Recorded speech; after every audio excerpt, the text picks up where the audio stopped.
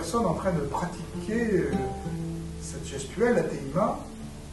Je vais me poser la question, qu'est-ce que la Teima? La Teima, c'est une méditation en mouvement, une gestuelle qui prend ses racines dans les grands concepts kabbalistiques, en particulier dans le concept kabbalistique des lettres hébraïques. La Teima s'est inspirée du grand livre de la Kabbale qui s'appelle le Sefer Yetzira. C'est un livre qui date du IVe siècle et qui explique comment le monde fut créé à travers ces 22 énergies, les 22 lettres hébraïques. Et ce qui est fascinant, c'est de voir le rapport de création entre l'homme et le cosmos et comment l'homme intègre ce cosmos. La Kabbale dit que l'énergie divine crée le monde à partir des 22 lettres hébraïques. L'homme est le projet de cette création. Donc on peut dire qu'il est réceptacle de toute cette mémoire du début de la création du monde. Chaque cellule contient cette mémoire. C'est pourquoi à travers la gestuelle des 22 lettres, on va pouvoir retraduire en gestes ces énergies du Bereshit.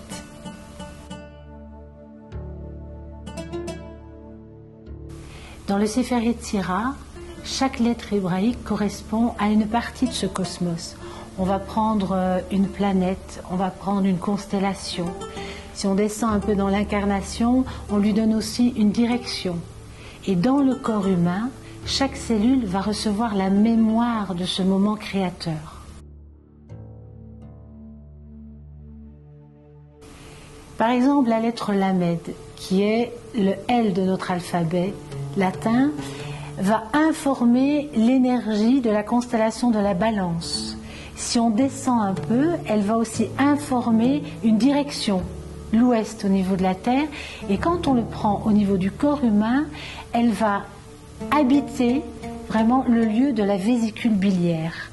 Et donc moi, ce qui me passionne, c'est qu'on va pouvoir travailler sur la libération des tensions par des étirements, par le souffle, par un enracinement. On va étirer cette zone de la vésicule biliaire et on va faire rentrer comme ça tout ce rapport au cosmos à travers la symbolique de la lettre.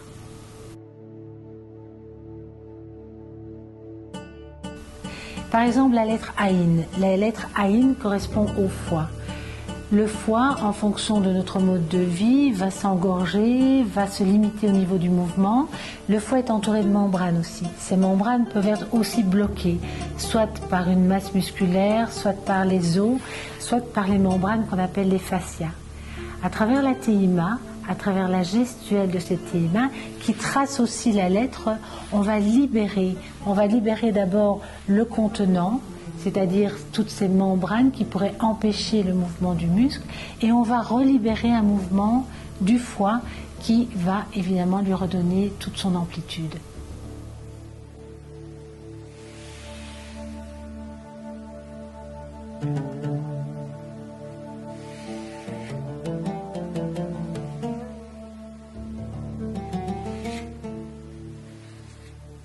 Quel peut être le rapport de la Teima avec la calligraphie? La calligraphie, c'est un geste qui demande du souffle, qui demande de l'assise.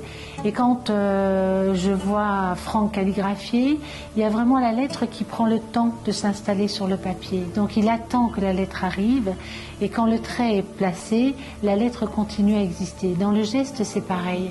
Une lettre doit d'abord être dans une intention.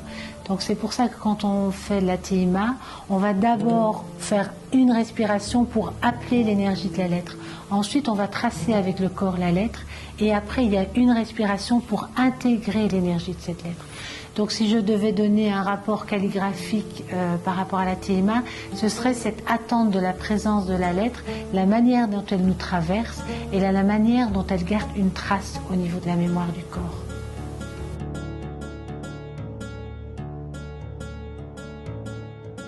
Quel serait le rapport qui existerait entre la méditation et la Teima? Dans la Teima, chaque geste est accompagné d'un souffle. Pour pouvoir faire le geste correctement, il faut inspirer pause, expirer. Donc dans la méditation, je pense que c'est la même attitude, parce que c'est le souffle qui va vraiment nous donner cette concentration, cette intention, qui va canaliser nos énergies de manière à pouvoir s'extraire du monde extérieur et se concentrer sur un calme intérieur. En plus, je pense aussi qu'il y a l'ancrage au sol qui est très très important. Donc on est vraiment dans l'ancrage physique par rapport à la respiration, et il nous met dans un rapport entre le haut et le bas, entre le cosmos et notre être incarné. Alors ainsi, qui peut pratiquer la TMA? Dans nos séminaires, je rencontre vraiment beaucoup de personnes différentes. Donc ça peut être des professeurs de yoga, des professeurs de danse, mais ça peut être aussi des personnes qui se donnent enfin l'occasion de bouger. Et c'est vrai que cette gestuelle accompagnée d'un symbole permet à la personne de raconter son geste, c'est-à-dire de le traduire avec qui elle est dans le corps qui lui est propre. Donc, si je peux répondre à votre question, je pense que la TMA, elle est accessible à tous, parce que chacun donnera à ce geste une intention différente, un mouvement différent, mais retrouvera la beauté de ce geste à travers ce qu'il est.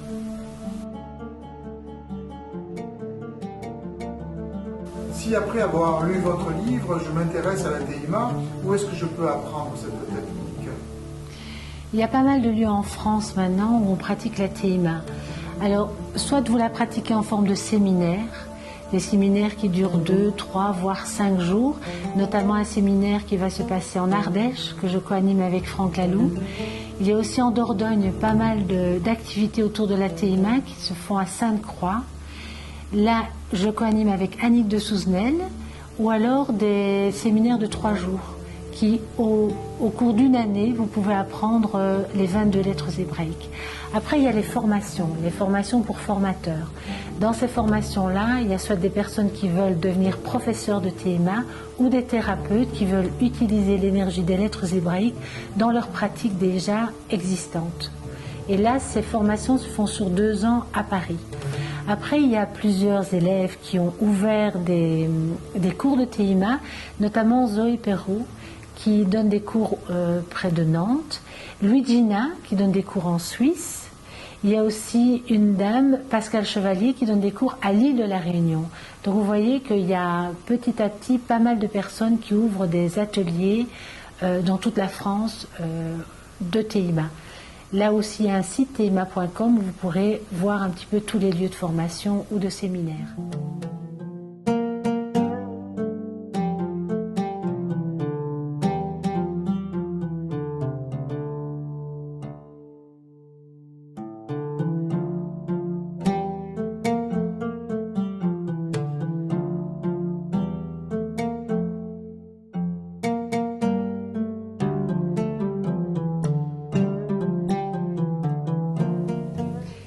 Je vais vous mettre en mouvement la lettre Lamed dont je viens de vous parler, qui correspond à la vésicule biliaire.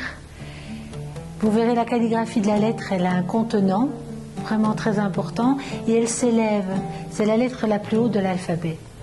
Il y a toujours un temps de préparation de cette lettre pour qu'on conscientise bien la zone.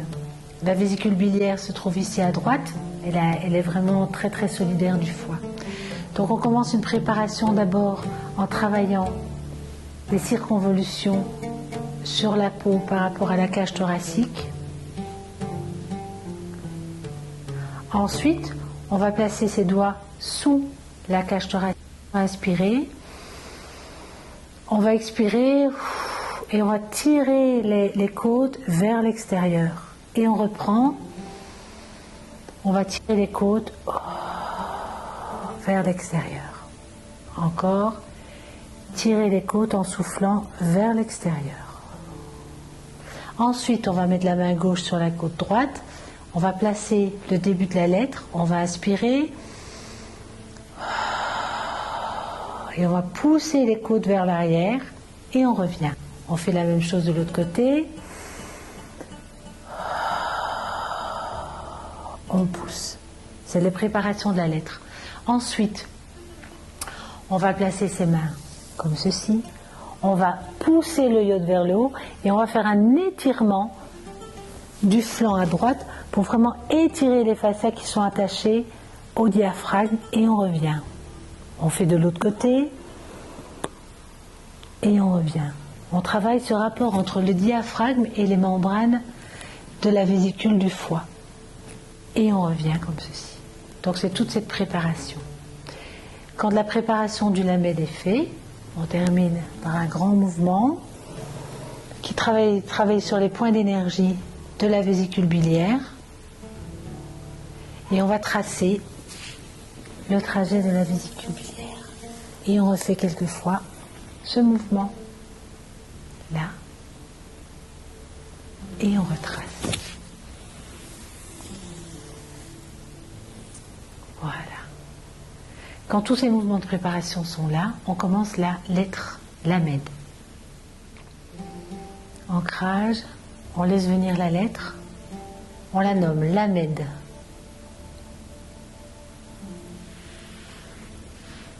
Étirement, on revient dans la forme contenante la lettre, la vésicule biliaire et dans le souffle, l'expire. Étirement un peu plus important, on revient en expiration. Étirement encore plus important et on descend. On marque le trajet du méridien, on arrive à hauteur de la vésicule et on change d'axe. On étire, on étire, on étire, on inspire et on revient doucement.